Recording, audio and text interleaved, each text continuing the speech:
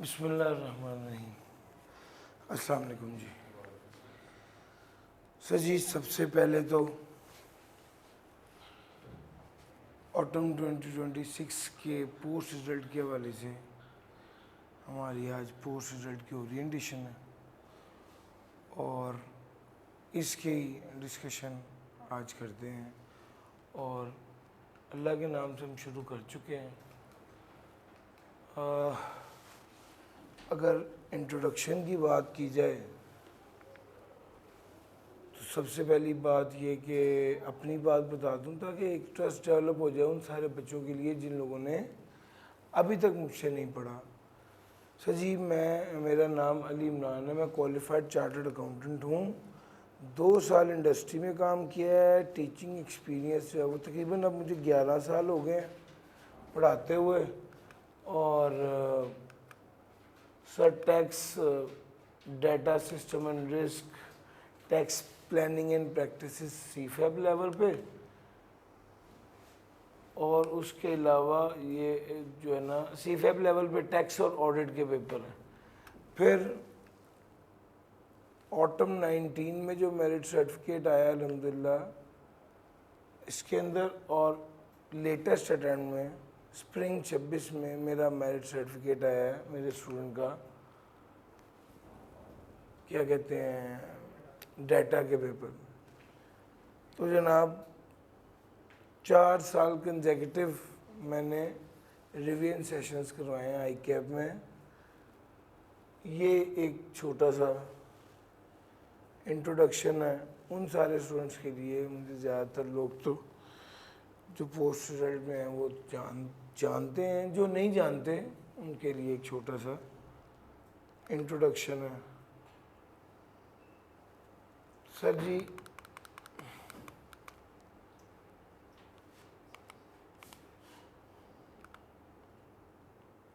थोड़ी सी डिस्कशन ये हो जाए कि क्या एक्सपीरियंस रहा, या आप लोग अगर पहली बार दे रहे हैं तो उस बारे में बात। सर जी, आप बताइए, क्या पहले पेपर दिया है, और दिया है तो क्या एक्सपीरियंस रहा? जी, दो दफ़ा पेपर दे चुके हैं जी। कितने मार्क्स आए और क्या एक्सपीरियंस रहा? और अच्छा, ठीक है। और क्या फील होता है, कहाँ पे प्रॉब्लम आती है पेपर में?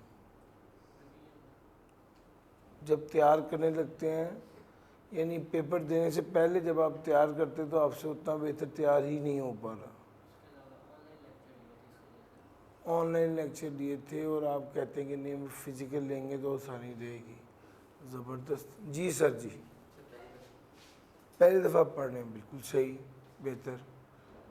फर्स्ट टाइम पढ़ रहे हैं तो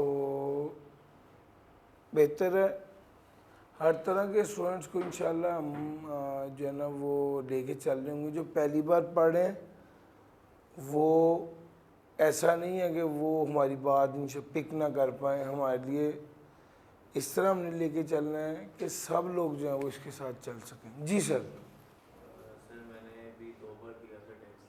तो जो इस सेशन में मसला ये था कि थ्योरी का इशू था, मतलब जी थ्योरी का जो पोर्शन है वो तैयार नहीं होता था, न्यूमेरिकल वाइज ठीक रहता था।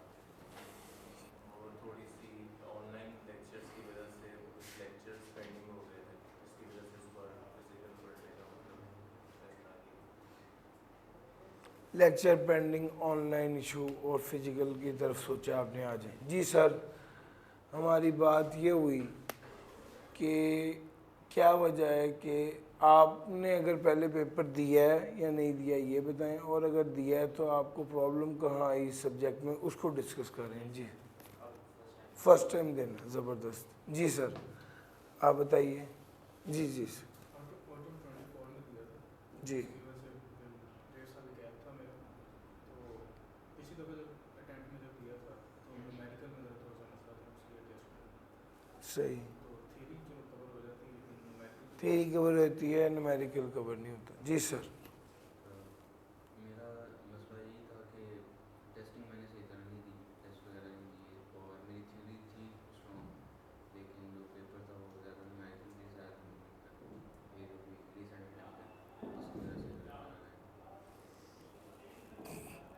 यानी आप कह रहे हैं कि आपको टेस्ट साथ साथ अगर दिए होते तो ज़्यादा बेहतर तैयारी होती।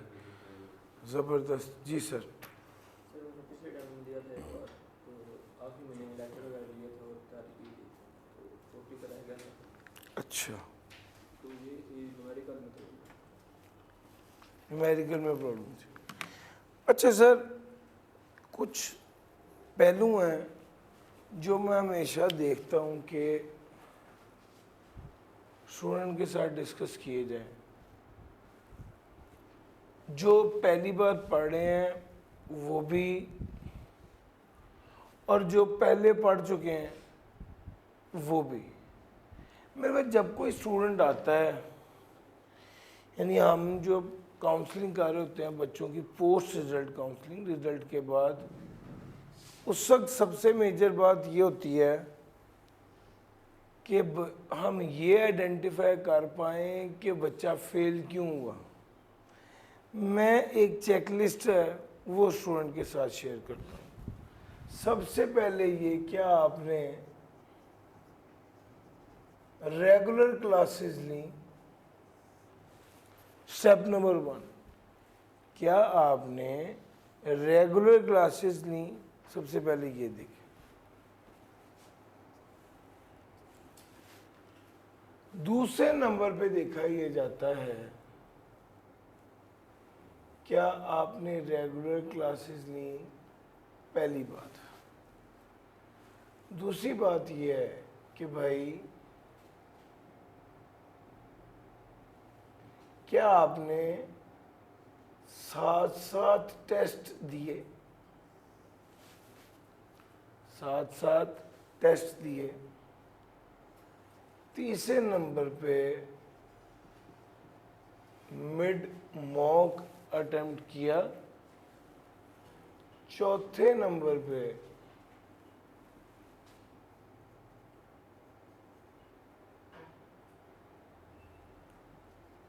फुल पेपर अटेम्प्ट किया, यानी रेगुलर क्लासेस ली, टेस्ट दिए, मीडियम मॉक अटेम्प्ट किया, फुल पेपर आपने अटेम्प्ट किया है। Before going into the exam आपकी फुल पेपर की प्रैक्टिस है।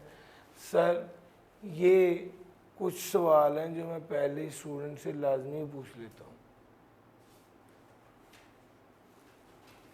बहुत से बच्चे रेगुलर क्लासेस का तो हाँ कह देते हैं, लेकिन टेस्ट का ज़्यादातर स्टूडेंट्स कहते हैं हमने टेस्ट नहीं दिया।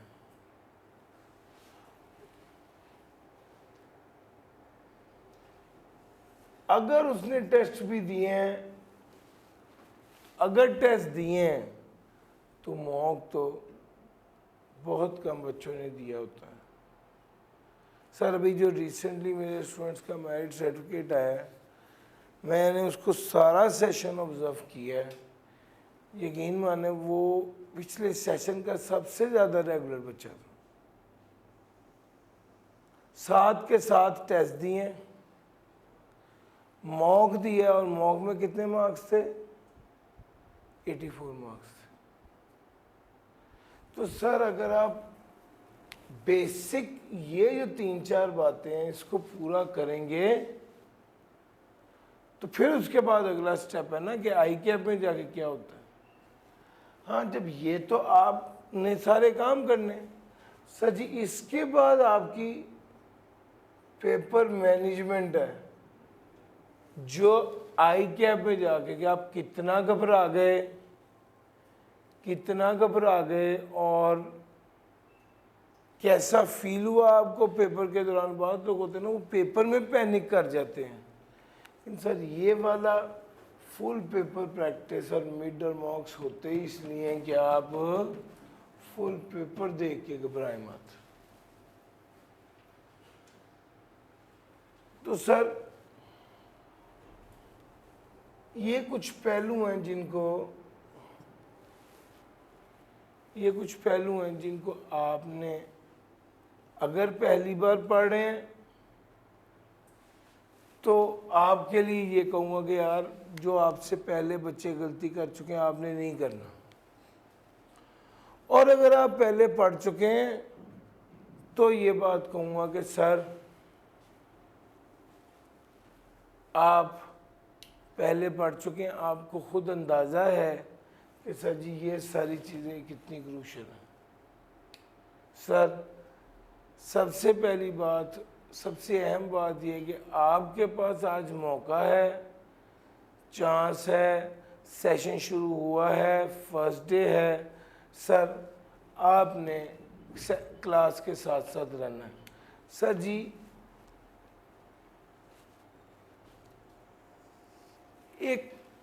एक ना यूनिवर्सल नुस्खा है पूरे सीए में, उसको आप फॉलो करें, आपको प्रॉब्लम नहीं है। वो है रोज का काम रोज।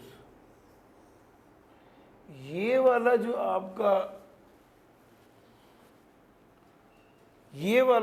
काम है ना, कि यार आपने रोज का काम रोज करना है, ये वाली जो आपकी प्रैक्टिस है सर, ये बड़ी क्रूशल है।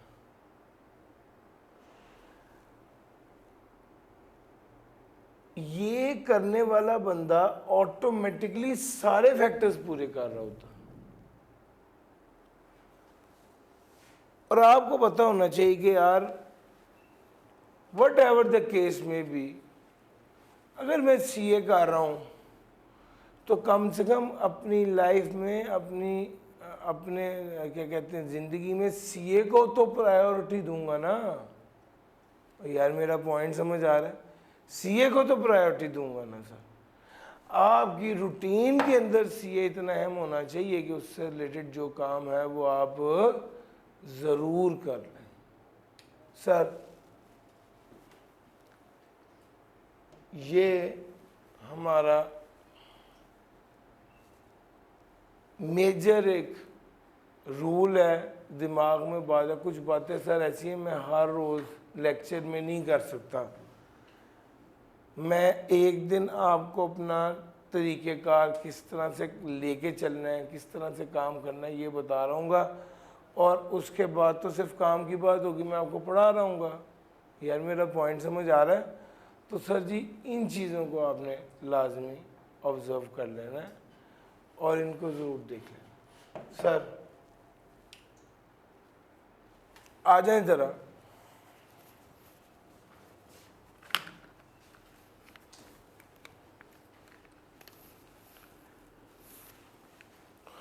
स्टूडेंट क्या एक्सपेक्ट कर रहे हैं?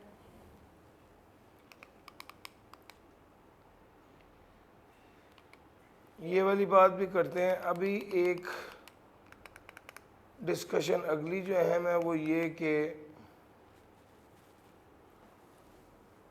इनकम टैक्स में 3 एरियाज हैं मेनली, और सॉरी टैक्स के पेपर में 3 एरियाज हैं। सबसे पहला बेसिक्स 5 से 10 मार्क्स का, जो पहले 3 चैप्टर्स में से आता है।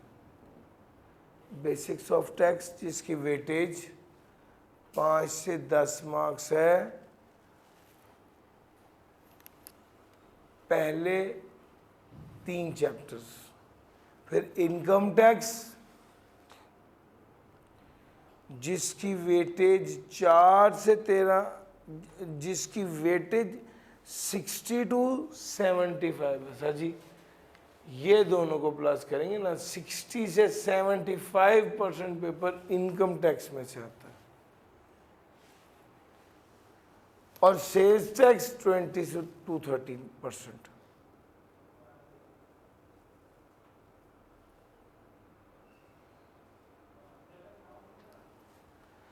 अगर पास्ट पेपर्स को देखूं तो सर स्प्रिंग 22 से लेके स्प्रिंग 26 तक मैंने सारों को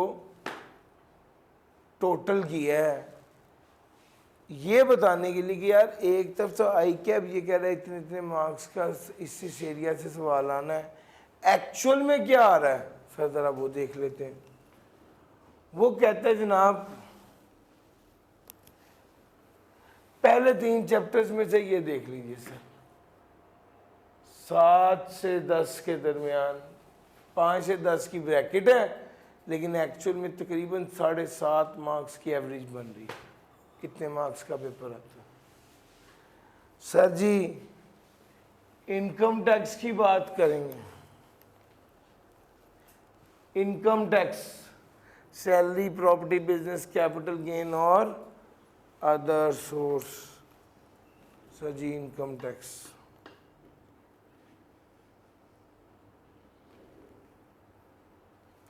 salary, property, business, capital gain और अदर सोर्स। सर जी ये सारे हेड्स ऑफ इनकम है।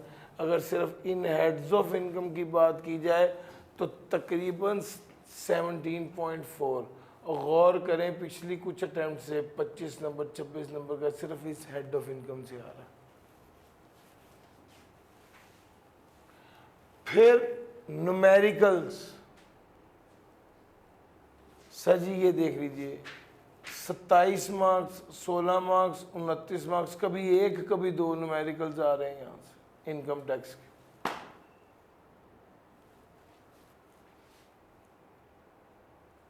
तो अगर ओवरऑल बात की जाए तो सिर्फ हेड्स ऑफ इनकम और न्यूमेरिकल करने से आप 39% ऑन एवरेज पेपर आता है, तकरीबन 40 मार्क्स का कह लें।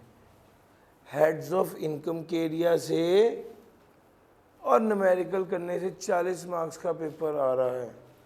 Sir other than heads of income हमारे पास कौन सा चैप्टर है?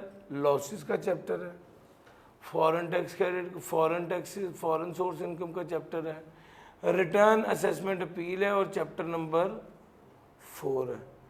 अच्छा अब इसने अब आप एक चीज़ और गौर करें। सर जी ये ज़रा देखिएगा,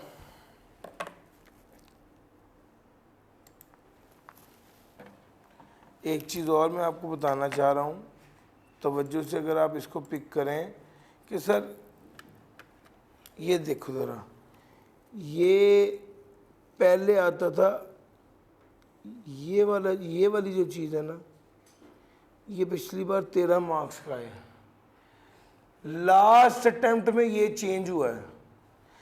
अब चैप्टर नंबर 14, 15, 16 में से कम जो मार्क्स आने हैं वो कितने आने हैं? अभी थोड़ी देर पहले बात हुई है, 10 to 15। लास्ट अटेम्प्ट में कितने मार्क्स का है? 13 मार्क्स का। ये वाली चीज़ इसने लास्ट अटेम्प्ट में इम्प्लीमेंट की है। यार मेरा पॉइंट समझ आ रहा है? देर भाईजान 13 मार्क्स का है और ये 10 से 15 मार्क्स इसमें से आने ही आने हैं। इसने इस ग्रिड को लैदा कर दिया।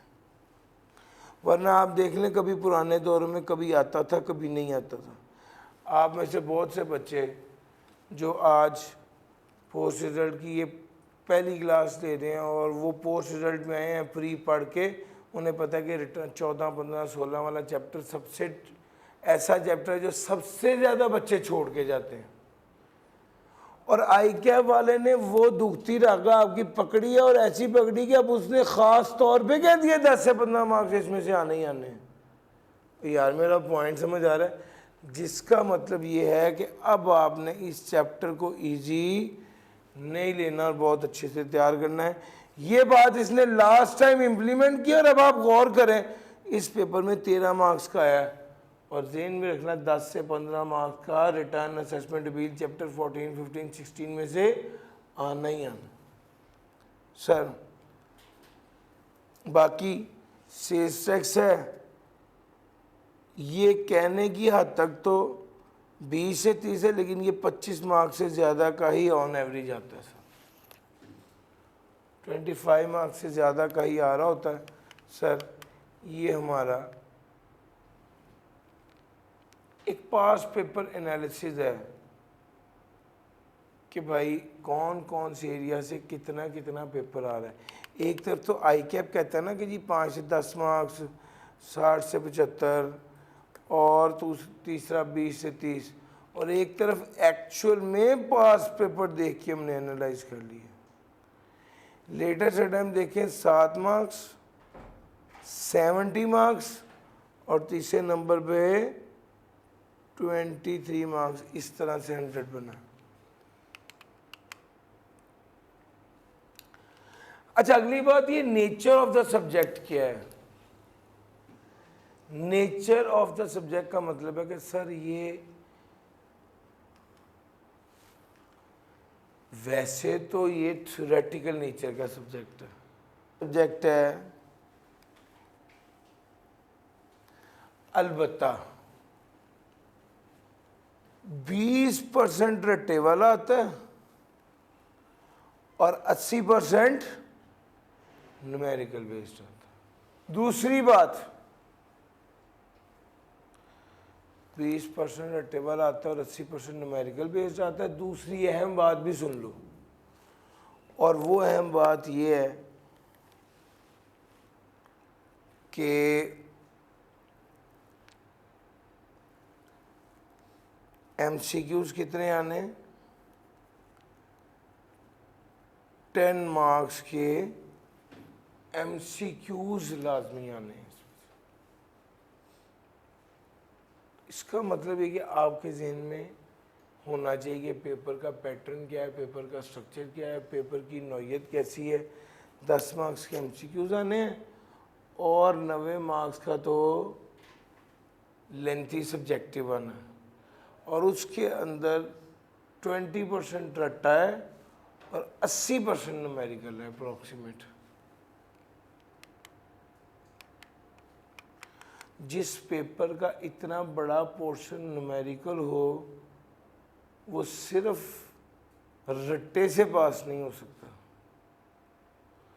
इसका मतलब ये है कि उसकी स्टेप नंबर 1 में चाहिए अंडरस्टैंडिंग, स्टेप नंबर 2 में चाहिए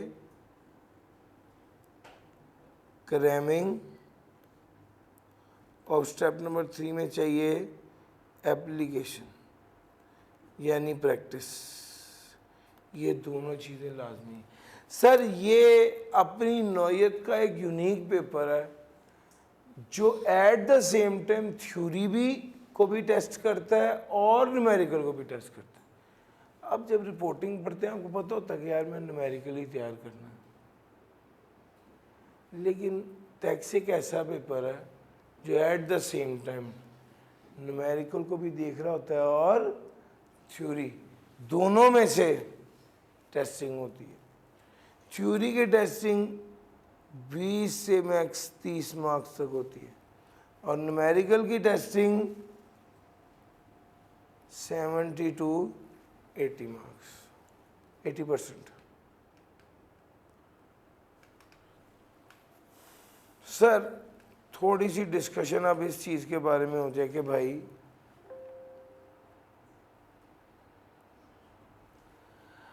आप लोग जो यहाँ पर आए और जो ऑनलाइन जिन्होंने कोर्स ऑप्ट किया है, ऑनलाइन वालों ने मुझे व्हाट्सएप करना है, और जो यहाँ पर बच्चे मौजूद हैं इन लोगों से मैं पूछता हूँ कि सर आप एक्सपेक्ट क्या कर रहे हैं? जी सर, आप थोड़ी देर पॉज कर दें। अच्छा जी, यहाँ पे एक ओवरऑल कंक्लूजन ये है कि बच्चे कहते हैं हमारा पेपर पास हो जाए, बाकी तो आप बहुत अच्छे आदमी हैं। सर असल बात ये है कि हमारा चैलेंज ये है कि स्टूडेंट एक्सपेक्ट क्या कर रहा है, और मैं आपसे ये बात इसलिए पूछता होता हूँ हमेशा कि बच्चों से एक बार बच्चों का जहन क्या चल रहा है, बच्चे क्या सोच रहे हैं, हम ये क्लैरिटी होनी चाहिए हमें पढ़ाने वाले की हैसियत से। तो सर उसमें सबसे पहला स्टेप तो ये है कि बच्चा चाहिए रहे कि चीज़ें आसान हो जाएं उसके लिए। मेक थिंग बच्चे को आसानी से समझ आए और उसका पेपर पास हो जाए। बुनियादी तौर पे देखें, टीचर का रोल ना अनफॉर्चुनेटली कहूँ या फॉर्चुनेटली कहूँ बड़ा पैसिव होता है। मैं आपको पढ़ाना चाहता हूँ, पढ़ा रहा हूँ, लेकिन अगर आप उसको पिक नहीं करते, आप उसको पिक कर लेते घर जाके नहीं पढ़ते, आप घर जाके पढ़ लेते पेपर से पहले उसको बहुत अच्छा तैयार नहीं करते, पेपर से पहले तैयार कर लेते, पेपर में अच्छे से अटेम्प्ट नहीं करते, तो जो एंड पर भी आप गलती करेंगे, टीचर का रोल पैसिव होता है इस हवाले से। टीचर अपने हिस्से की मेहनत ही करता है। सर बहरहाल हम अपने तौर पे ये प्लान करके चलते हैं कि यार जो मैक्स हो सकता है वो हम अपनी एफर्ट पुट करें। हाँ, टीचर की जहाँ सपोर्ट चाहिए टीचर हाजिर है इंशाल्लाह। हमारी अल्हम्दुलिल्लाह इन 11-12 सालों में पेपर से एक रात पहले तक हमेशा अवेलेबल होते हैं और व्हाट्सएप पर सपोर्ट दे रहे होते हैं। सिर्फ टारगेट ये होता है कि यार इस वक्त बच्चे को ज़रूरत है, जिस वक्त भी बच्चे को ज़रूरत हो, बच्चा मुड़ के देखे, उसे टीचर पीछे खड़ा नज़र आए कि यार मैं सपोर्ट करने के लिए हूँ। और ये बड़ी अहम बात है कि टीचर की सपोर्ट हो, टीचर जो बात कहे वो समझ आए और रिजल्ट ओरिएंटेड हो, यानी इस अंदाज से पढ़ाया जाए कि पेपर भी पास हो। सर अब जब आपने ये सारी बातें की तो अगला सवाल ये पैदा होता है कि सर जी स्टूडेंट की भी कोई एक्सपेक्टेशन, स्टूडेंट की एक्सपेक्टेशन क्या है, क्या टीचर की भी एक्सपेक्टेशन है? सर जी यस सर, मेरी आपसे कोई लंबी चौड़ी एक्सपेक्टेशन नहीं है, मेरी आपसे कोई लंबी चौड़ी एक्सपेक्टेशन नहीं है। सिर्फ ये कि जितना पढ़ा रहा हूँ साथ के साथ किताब पढ़ें, रेगुलर टेस्ट दें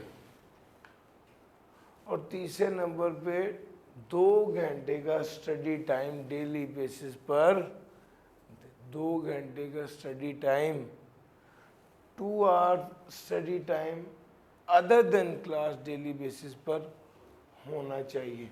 सर जो क्लास में पढ़ाया है उसको करना है। मैं आपको होम असाइनमेंट दे रहा हूँ, मैं आपको सवाल करवाया उसकी कहूँगा कि प्रैक्टिस करना है। सर सबसे पहला काम ये करना है कि जो मैंने पढ़ाया है वो जाके तैयार करना। दूसरे नंबर पे जो प्रैक्टिस कराई है वो वाला सवाल दोबारा करना है। तीसरे नंबर पे जो होम असाइनमेंट दिया है वो करना है। चौथे नंबर पे अगर कोई टेस्ट दिया है तो उसको तैयार करना है। 5वें नंबर पे जो टेस्ट आपने परफॉर्म की है उसको चेक करना है कि मेरी गलती किधर है। यार अक्लमंद वो है जो आई कैप की तैयारी कर, आई कैप में अपीयर होने से पहले यहाँ पर जो उसके जज्बात हैं उसको लिख दे, ताकि यहीं पता चल जाए कि आ गलती कर रहा है, बजाय इसके कि आई कैप में जाके पता चले कि यार मैं जो सोच रहा था वो गलत था। सर मेरा पॉइंट समझ आ रहा है? तो सर ये सारे पहलू आपके कवर्ड होने चाहिए। याद रखिएगा सीए में हार्ड वर्क इम्पोर्टेंट है, लेकिन उससे भी ज़्यादा क्या चीज़ अहम है? Consistency, regularity, discipline. सर ये चीज़ें इम्पोर्टेंट।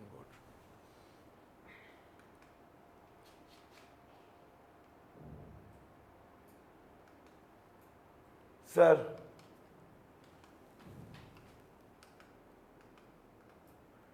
ये आपसे एक्सपेक्टेशन है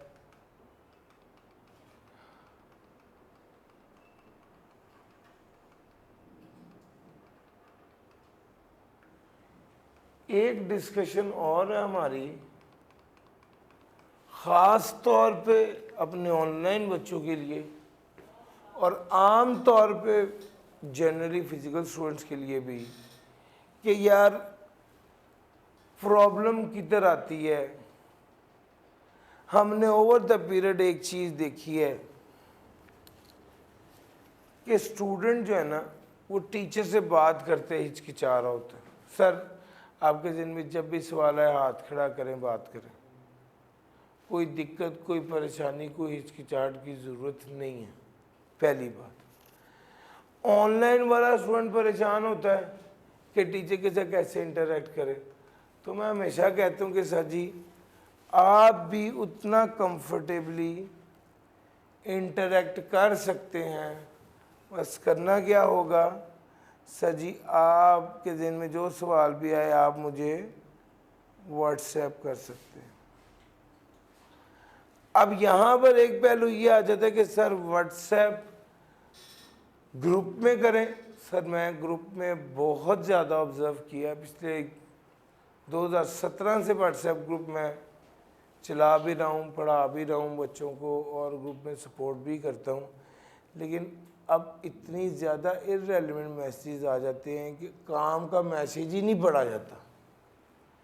इस वजह से अक्सर हम ऐसे कर देते हैं कि व्हाट्सएप ग्रुप जो है उसको एडमिन ओनली पे कर देते हैं, यानी ये वो ग्रुप है, ये वो जगह है जहाँ पर मैंने आपसे बात करनी है।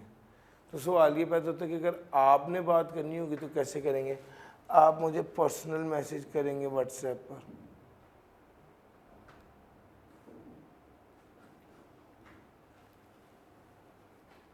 उससे फ़ायदा ये हुआ कि जो ग्रुप में बच्चा है वो डिस्टर्ब नहीं होगा और आप मुझसे बात भी कर लेंगे। भैया at the end of the day जब भी आप कोई सवाल करते हैं सबसे ज़्यादा रेलेवेंट किस बंदे का जवाब होगा? ग्रुप में कोई भी बंदा है तो सबसे ज़्यादा तो आपके लिए इम्पोर्टेंट ये है ना कि जो टीचर है वो खुद रिस्पॉन्ड करे। तो मैं इसीलिए खुद ही रिस्पॉन्ड करता हूँ सारे बच्चों को, ताकि बच्चा किसी दूसरे बंदे की बात सुन के बाद में भी उसने मुझसे ही पूछना है तो एक ही बार मुझसे ही पूछ ले। सर इसके अलावा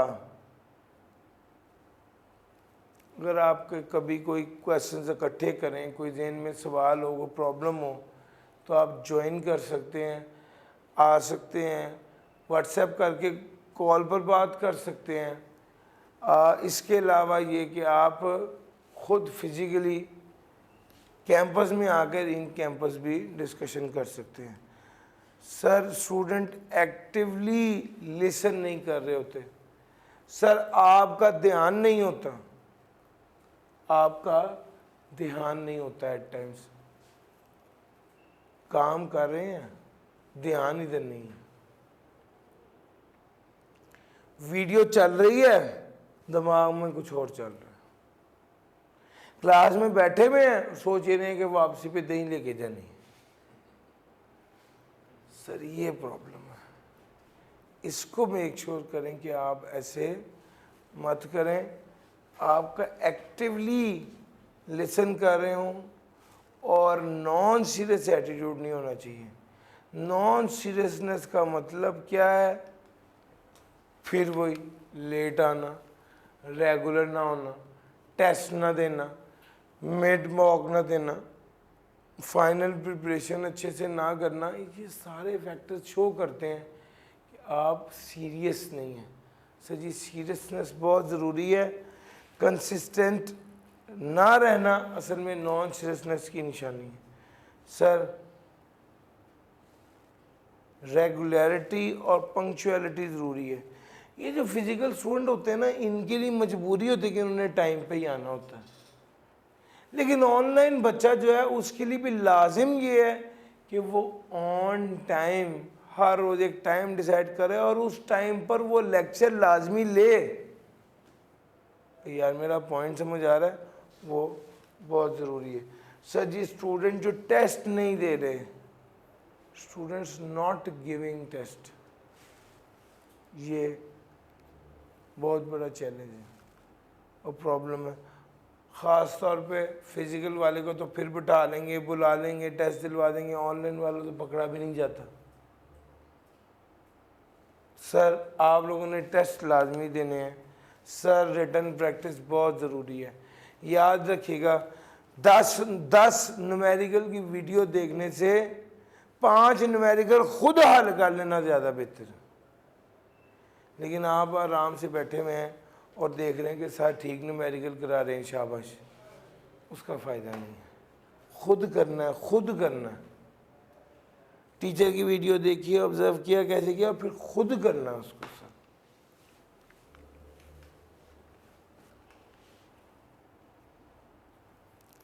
lack of written practice. Sir ji ये सारी बातें थी प्रॉब्लम विद ऑनलाइन लेक्चर की।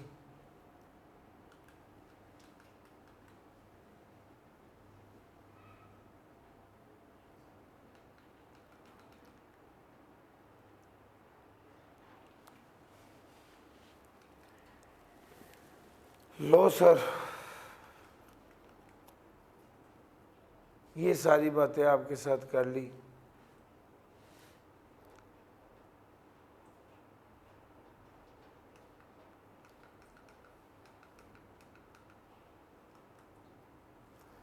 प्लान क्या है सर, कैसे लेके चलेंगे?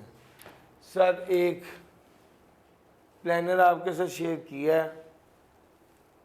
फर्स्ट वीक में, ये जो वीक आज से शुरू हो रहा है, इसमें चैप्टर नंबर 1 कराऊंगा, फिर चैप्टर नंबर 4 है, फिर चैप्टर नंबर 5 है, और फिर ईद के बाद वीकली हमारे 2-2, 3-3 चैप्टर्स होंगे। जो छोटे चैप्टर्स हैं वो 3, जो बड़े चैप्टर्स हैं वो 2 होंगे वीकली। और फिर मिड टर्म के बाद रिटर्न असेसमेंट अपील वाला पोर्शन है, चैप्टर 2 और 3 है, और फिर सेल्स टैक्स की थ्योरी और सेल्स टैक्स के न्यूमेरिकल्स हैं। ये एक टेंटेटिव प्लान आपके साथ शेयर कर रहा हूँ। इंशाल्लाह 27th of July would be the date. ये वाला जो वीक होगा 27 जुलाई वाला जो वीक होगा, इंशाल्लाह इसमें हम अपना सिलेबस मुकम्मल कर देंगे, कवर कर देंगे इंशाल्लाह, ताकि आपके पास एक अच्छा मुनासिब टाइम हो। अब ये वाला सेशन वैसे भी थोड़ा सा 15-18 दिन छोटा है, और फिर उसको देखते हुए हम कोशिश करेंगे कि इसको बहुत टाइमली कवर वाइंड अप करें, और शुरू से ही एक मुनासिब पेज से चल रहे होंगे सर। डन हो गया सर जी? अब मेरा ख्याल है मैंने सारी बातें कर ली।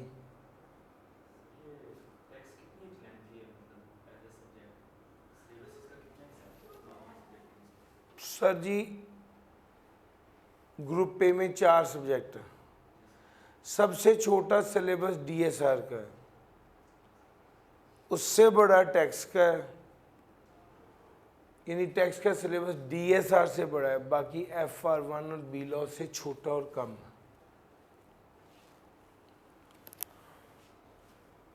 सर अगर सब्जेक्ट की समझ आ रही हो तो सिलेबस मैटर नहीं करता, बंदा बस तरतीब में पढ़ता पढ़ लेता। सब्जेक्ट की समझ ना आ रही हो तो एक चैप्टर भी नहीं पढ़ा जाता, बंदे को समझ नहीं आती कि मैं क्या करूं, ये 6 सफ़े ही नहीं तैयार हो रहे।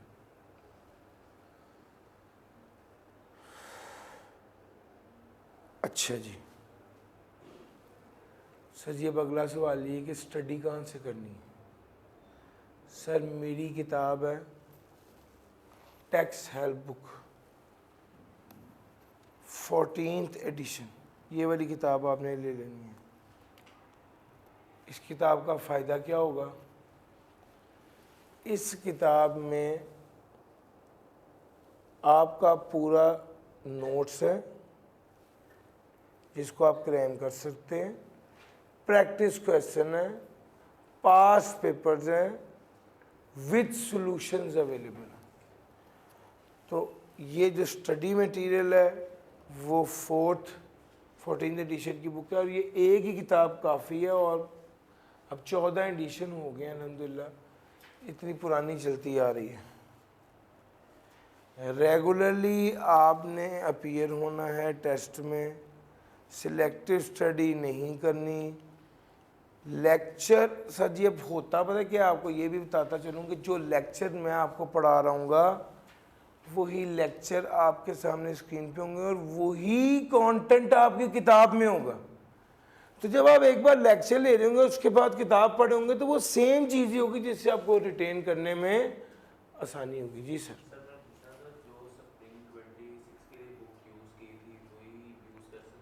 जी बिल्कुल, वो 14th एडिशन ही है।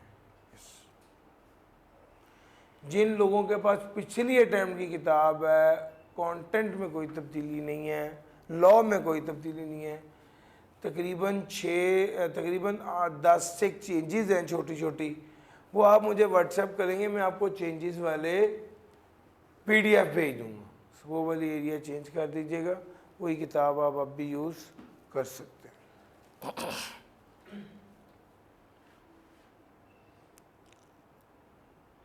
बाकी फ्रॉम द डे वन अपने जहन में रखे, मैंने एक मार्क का पेपर भी छोड़ के नहीं जाना, पूरी तैयारी करनी है।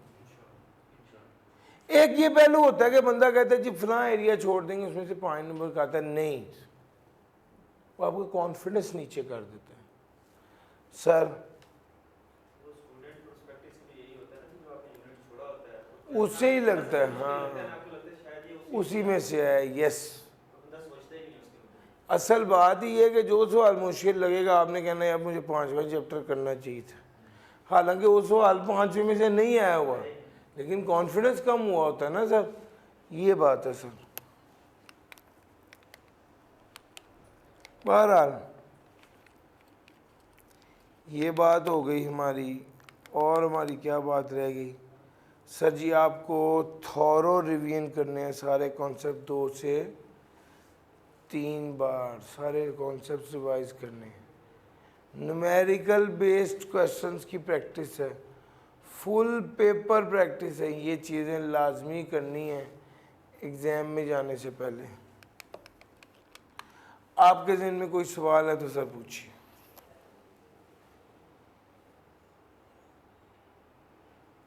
कोई बात आपके दिमाग में तो पूछ लीजिए। टेस्ट सिस्टम किस तरीके से चलता है? सर वीकली टेस्ट होगा, हर वीक में एक टेस्ट होगा, और हम आम तौर पे क्लास में टेस्ट कंडक्ट करते हैं, लेकिन अभी इस वक्त जितना हमारे पास टाइम कम है ना, हम अदर दिन क्लास 9 to 5 सुबह 9 से शाम 5 बजे तक आपको टेस्ट का टाइम देंगे। जब आपके पास टाइम हो एक पर्टिकुलर दिन में वो टेस्ट करें, वो टेस्ट अटैम्प्ट करेंगे, आप जमा कराएंगे, विद इन 3 days वो टेस्ट चेक होकर आपको मिल जाएगा। डन है सर जी। तो आम तौर पे तो हम क्लास में कर लेते हैं, लेकिन इस सेशन के लिए हमारे पास इतना टाइम नहीं है कि हम एक दिन पूरा टेस्ट के लिए लगा दें। हम सारे दिन पढ़ा रहे होंगे आपको, और टेस्ट वाला जो फैक्टर है वो नहीं होगा, विद इन क्लास नहीं होगा। हम क्लास टाइम डिसाइड करेंगे, टेस्ट होगा, टेस्ट में जो चीज़ नहीं समझ आएगी वो क्लास में डिस्कस हो जाएगी, ये सारे पहलू हो सकते हैं, लेकिन क्लास का टाइम जो है ना वो टेस्ट के लिए एलोकेट नहीं करेंगे। जी सर, और कोई बात?